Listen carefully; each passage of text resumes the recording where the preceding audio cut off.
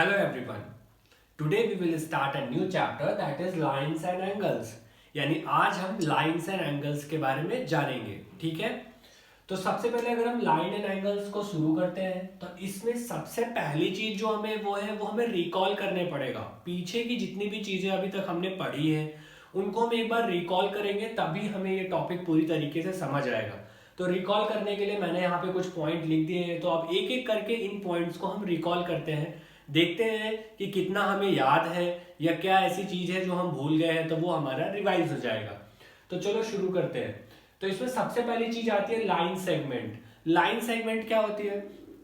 तो हमें पता है कि कोई भी एक ऐसी लाइन यानी जो दो एंड से फिनिश हो रही हो, यानी दोनों एंड से कटी हुई हो, ऐसी लाइन को हम बोलते हैं लाइन सेगमेंट। अब यहाँ पे ये चीज याद रखना है कि एक ऐसी लाइन जो कोई जा रही हो, दोनों एंड से फिनिश हो गई हो, तो इसको हम बोलेंगे लाइन सेगमेंट, ठीक है।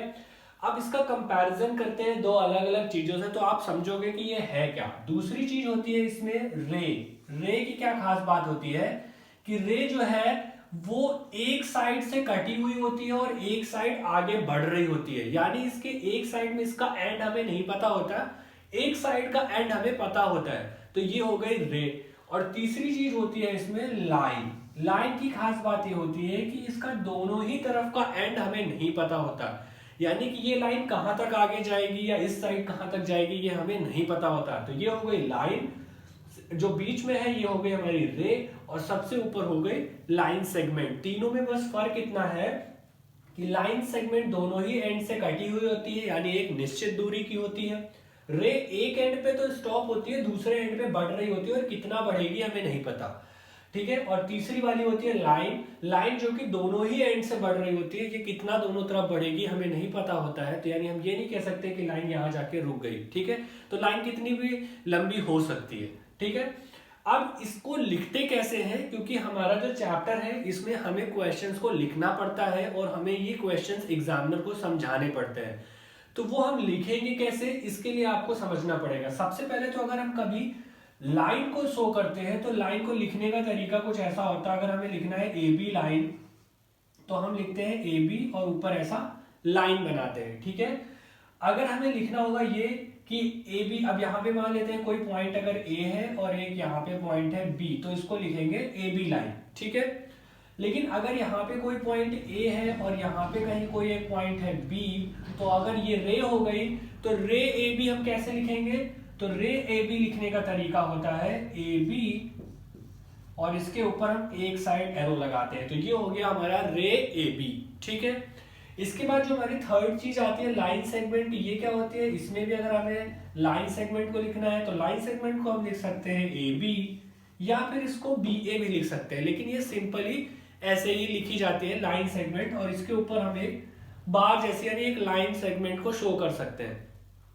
लेकिन ये सब चीजें तो किताबी हो गई। अगर आप इन जर्नल कहोगे तो इन जर्नल जो हम लोग यूज करते हैं क्वेश्चंस वगैरह में, तो हम इन सभी चीजों को नहीं यूज करते, यानी कि ये बिल्कुल अंडरस्टूड सा हो गया है कि जब भी कभी ए बी लिखा जाएगा तो उस ए बी से ही हम तीनों चीजों को रिप्रेजेंट कर देते हैं। यानी ये जो पूरा कॉन्सेप्ट है ये एक तरीके से समझने का है, और इसका यूज अगर हम करेंगे तो आप खुद से सोचो, अगर हम इसका यूज करने बैठे हर क्वेश्चन में तो ये बहुत लंबा कॉन्सेप्ट बन जाएगा और हर चीज को बहुत मुश्किल हो जाएगा उसको समझाने में, या बहुत ज्यादा टाइम कंज्यूमिंग हो जाएगा।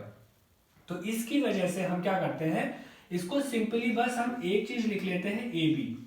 अब इस ए बी से हम ए बी लाइन को भी रिप्रेजेंट करेंगे और ए बी रे को भी रिप्रेजेंट करेंगे और ए बी जो है लाइन सेगमेंट को भी रिप्रेजेंट करेंगे। यानी सभी चीजों को हम रिप्रेजेंट करने के लिए हमने ए बी लिख लिया, या इसको बी ए लिख लेते हैं।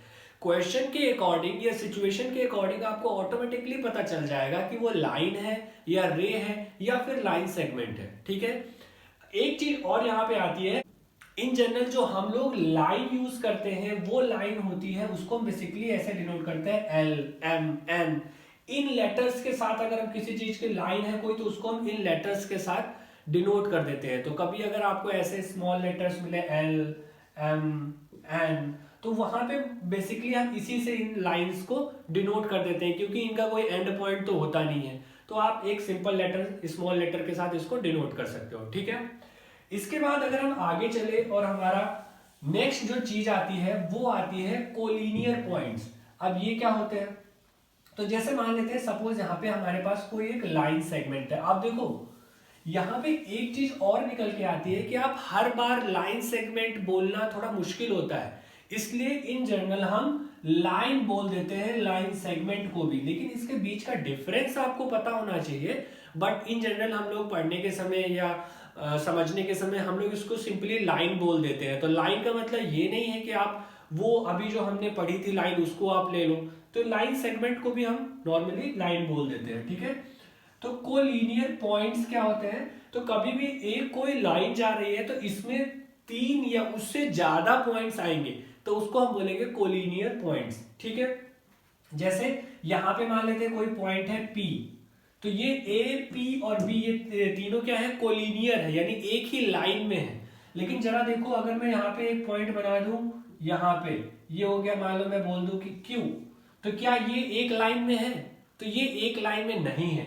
अगर आप यहां से कोई एक लाइन बनाओगे भी तो Q के लिए अलग लाइन जाएगी, लेकिन A, P, B ये वाली लाइन में Q नहीं है। तो ऐसे पॉइंट जो एक लाइन में नहीं होते इसको बोलते हैं नॉन कोलिनियर पॉइंट्स, ठीक है। और ऐसे पॉइंट जो एक लाइन में होते हैं उनको हम बोलते हैं कोलिनियर पॉइंट्स, ठीक है। अब यहाँ पे ध्यान देने वाली बात यह है कि जो कोलिनियर पॉइंट्स है वो 3 या उससे ज्यादा होंगे, ठीक है। इससे ज्यादा जैसे मान लो यहाँ पे कोई M आ गया या कोई और पॉइंट आ गया, तो अब ये चारों पॉइंट कैसे हैं, कोलिनियर है, यानी एक ही लाइन में जितने भी पॉइंट आते हैं उनको हम बोलेंगे कोलिनियर पॉइंट्स। और अगर एक लाइन में नहीं आ रहा है, बाहर है, तो फिर उसको बोलेंगे बाहर के जितने भी पॉइंट है वो कहीं पे भी आए उनको बोलेंगे नॉन कोलिनियर पॉइंट्स, ठीक है। इसके बाद हमारी नेक्स्ट चीज आती है जो हमें इस चैप्टर को पढ़ने में बहुत जरूरी होगी, वो आएगी एंगल।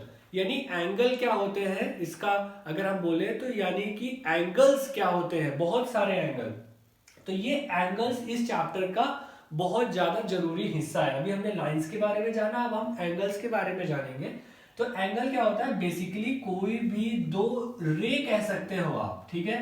ये रे हो गई, इन दो रे से या कोई भी लाइन से अगर कोई लाइन ऐसे मिलती है कि वो एक ही जगह पे दोनों मिल रही हो, तो वहां पे एक कॉर्नर निकल के आता है और इन दोनों लाइन के बीच का ये जो झुकाव होता है, यानी कितने पे ये झुकी हुई है, इन दोनों के बीच में कितना गैपिंग का जो झुकाव है उसी को हम बोलते हैं एंगल, ठीक है। अब यहां पे मान लेते हैं ये हो गया x डिग्री एंगल, ठीक है। एंगल में आपको पता है इसमें दो चीजें होती हैं, एक होती है आर्म्स। तो अगर आपसे कोई बोलेगा तो ये हो गए एंगल की आर्म्स, एक ये और एक ये। अगर इसको हम नाम दे दें तो अगर हम इस एंगल को बोले एंगल ए बी और सी, ठीक है। तो एंगल ए बी सी में, एंगल ए बी सी में इसकी आर्म्स हो जाएगी कौन कौन सी, एक हो जाएगी ए बी, एक हो जाएगा बी सी। तो दो आर्म्स हो गए, आप इसको बी ए भी पढ़ सकते हो, बी सी भी पढ़ सकते हो, ठीक है। तो ये आपकी आर्म्स हो गई, एक हो गई ए बी और एक हो गई बी सी, ये आर्म्स आ गई, ठीक है। इसके बाद जो दूसरी चीज आती है वो होती है वर्टेक्स। तो वो भी एक एंगल का हिस्सा होता है, यानी ये जो कॉर्नर होता है जहां पे दोनों आके मिल रहे होते हैं, इस कॉर्नर को ही हम बोलते हैं वर्टेक्स। यानी इस वाले केस में हमारा बी क्या हो जाएगा, बी हमारा हो जाएगा वर्टेक्स, ओके। तो ये बेसिक टर्म्स थे जो इसमें यूज होते हैं। इसके बाद एंगल्स में एक बहुत ज्यादा जरूरी चीज है, आपको कई बार क्वेश्चंस में ये दिया होगा कि वहां पे है acute angle, right angle, obtuse angle, straight angle या फिर रिफ्लेक्स एंगल। तो ये एंगल कौन कौन से होते हैं इनको भी अब हम समझ लेते हैं अच्छे से, ठीक है। तो अगर कोई एंगल ऐसा है जो कि x डिग्री का है मान लेते हैं, और वो 0 से जो है वो बड़ा है 0 डिग्री से, और ये 90 डिग्री से अगर छोटा है, तो ऐसे एंगल को हम बोलेंगे एक्यूट एंगल, ठीक है। 0 डिग्री से बड़ा और 90 डिग्री से छोटा होगा तो हम बोलेंगे एक्यूट एंगल। अब कौन सा हो सकता है, एग्जांपल के रूप में हम कह सकते हैं जैसे कि यहाँ पे आपसे कोई बोल दे 78 डिग्री, तो 78 डिग्री 0 से बड़ा है और 90 से छोटा है, तो ये क्या हो जाएगा, ये हो जाएगा एक्यूट एंगल, ठीक है। इसके बाद अगर आपसे कभी कोई कहेगा राइट एंगल, तो right angle actually exactly 90 degree के एंगल को बोलते हैं। 90 डिग्री का जो भी एंगल बनेगा वो कहलाएगा राइट एंगल। कैसा होगा, वो कुछ आपको देखने में ऐसा लगेगा, ठीक है। ये होता है राइट एंगल जो कि 90 डिग्री का होता है, ठीक है। इसके बाद हमारा नेक्स्ट आता है ऑब्ट्यूज एंगल। ऑब्ट्यूज एंगल कौन से होते हैं? तो ऐसे एंगल जो 90 डिग्री से बड़े होते हैं। मान लेते हैं x एक ऐसा एंगल है जो 90 से बड़ा है लेकिन 180 डिग्री से छोटा है, तो ऐसे एंगल को हम बोलते हैं ऑब्ट्यूज एंगल। ओके, तो यानी 90 से बड़ा होना चाहिए और 180 से छोटा होना चाहिए। यानी सपोज ये ऐसा एंगल हो गया, ये एंगल 135 डिग्री का सपोज कर लेते हैं, तो ये कैसा एंगल होगा? ये होगा ऑब्ट्यूज एंगल। ओके, इसके बाद हमारा नेक्स्ट जो एंगल आता है वो है angle straight angle. Straight angle होता है हमारा 180 डिग्री का। यानी जब भी कभी एक सीधी लाइन बन रही होगी तो उसको हम बोलेंगे स्ट्रेट एंगल। वो कैसा होता है? अगर पहली आर्म्स दूसरी आर्म्स के दोनों ही आर्म्स जो है एक दूसरे के साथ सामने सामने आ जाए तो ये एंगल कितना होगा? ये होगा 180 डिग्री का, और इसी एंगल को हम बोलते हैं स्ट्रेट एंगल। यानी कि पहली आर्म दूसरी आर्म के बिल्कुल सामने आ जाए, यानी एक सिंपल लाइन बन जाए सीधी सी। ठीक है, इसके बाद जो हमारा नेक्स्ट आता है वो आता है रिफ्लेक्स एंगल। रिफ्लेक्स एंगल ऐसा एंगल होता है जो 180 डिग्री से बड़ा होगा, यानी कि x ऐसा है जो 180 डिग्री से बड़ा है लेकिन 360 डिग्री से छोटा है। तो ऐसे एंगल जो 180 डिग्री से बड़े हैं लेकिन 360 डिग्री से छोटे हैं, तो ऐसे एंगल्स को हम बोलेंगे रिफ्लेक्स एंगल। ठीक है, एग्जांपल के रूप में हम कह सकते हैं कि जैसे मान लो ऐसे करके यहाँ पे एक ये बना दिया मैंने, तो ये जो है ये कितना हो गया? ये बन जाएगा 270 डिग्री का एंगल। तो 270 डिग्री का एंगल जो होगा वो 180 से बड़ा है और 360 से छोटा है, तो इसको हम बोलेंगे रिफ्लेक्स एंगल। ओके, तो अब एक बार जल्दी से पूरी चीजें देख लेते हैं। हमने लाइन जान लिया, लाइन क्या होती है, रे क्या होती है, line segment, collinear points, non collinear points, उसके बाद एंगल। और एंगल में हमने जाना कि ये जो acute angle, right angle, obtuse angle, straight angle और रिफ्लेक्स एंगल है, ये बहुत ज्यादा काम की चीज है, तो आपको ये ऐसे ही पता होने चाहिए। कल को अगर आपको क्वेश्चन में आता है ऑब्ट्यूज एंगल तो आपको सोचना ना पड़े कि ऑब्ट्यूज एंगल है क्या, तो ये आपको पता होना चाहिए। ओके, आई होप अब आपको लाइंस एंड एंगल्स का स्टार्टिंग अच्छे से समझ में आ रहा होगा। ठीक है, आज के लिए आपका होमवर्क ये रहेगा कि आपको ये जो अलग अलग एंगल्स हैं 0 डिग्री से लेकर 360 डिग्री तक में हमने 1 2 3 4 5 डिफरेंट एंगल्स को देखा। इन 5 डिफरेंट एंगल्स के आपको 5 एग्जाम्पल, यानी 5 हर एक कैटेगरी का एग्जाम्पल जो है आपको वो बनाना है अपनी कॉपी में। और वो भी एक खास बात रहेगी, एक्यूरेट बनाना है। आप प्रोटेक्टर की हेल्प से बना सकते हो, एक्यूरेट एंगल बनाना है हर कैटेगरी के 5। अब इसमें ये याद रखना, जैसे राइट एंगल है तो ये 1 टाइम ही बनेगा, या स्ट्रेट एंगल है तो ये भी 1 टाइम ही बनेगा।